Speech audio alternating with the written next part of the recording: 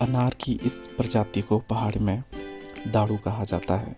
आजकल सर्दी आने से पहले इसके बीज निकाले जा रहे हैं और इसके बाद इसे धूप में सुखाया जाएगा 3 से 5 दिनों तक।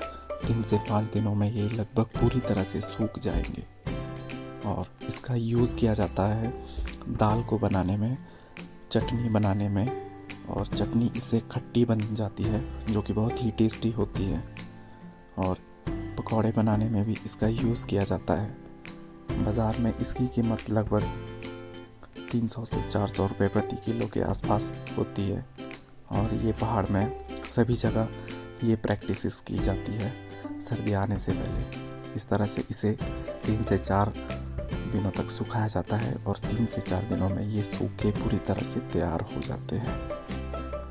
तो लगभग ये अनार की एक पहाड़ी प्रजाति है और पहाड़ों में इसे दाड़ू कहा जाता है और जो कि खाने के लिए दोस्तों बहुत ही खट्टी होती है, तो इसलिए इसे सुखाया जाता है ताकि ये सर्दियों में यूज़ की जाए। मक्खियों को भी सर्दी आने से पहले सुखाया जाता है और इसका आटा तैयार कर लिया जाता है और मक्की के आटे की रोटियां बनाई जाती है सर्दियों में।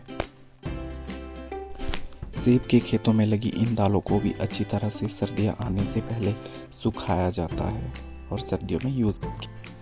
सेबों को काटकर सुखाया जाता है और सुखाने के बाद ये ब्राउन कलर की हो जाती है।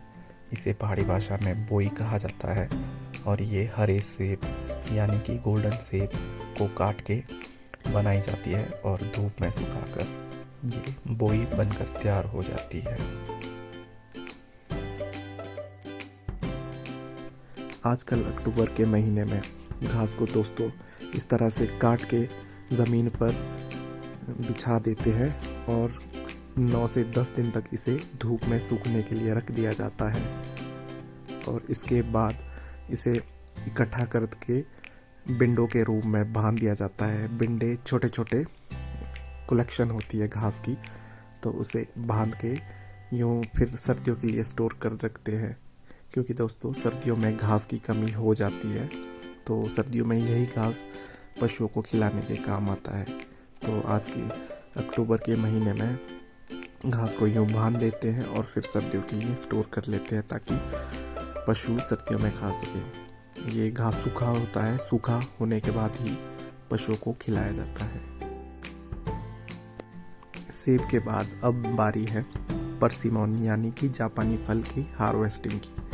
आजकल अक्टूबर में बहुत अच्छा समय है जापानी फल को हार्वेस्ट करने का, क्योंकि पहले सेब हार्वेस्ट किया जाता है और उसके बाद फिर जापानी फल। जिन लोगों को पता नहीं है, जापानी फल भी एक हिमाचल में अच्छी तरह से उगाया जाता है और ये खाने में बहुत ही मीठा होता है।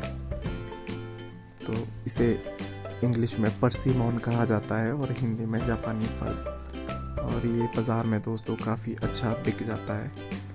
तो शायद जिन्होंने देखा नहीं है तो मैं उन्हें बता दूं, ये जापानी फल है पर लगता टमाटर की तरह है कि बड़े साइज़ का कोई टमाटर हो, पर ये टमाटर है नहीं। ये जापानी फल है जिसे परसिमन कहा जाता है और खाने में दोस्तों बहुत ही टेस्टी होता है। वीडियो दोस्तों अगर अच्छी लगी तो वीडियो को लाइक, सब्सक्राइब और शेयर करना ना भूलें।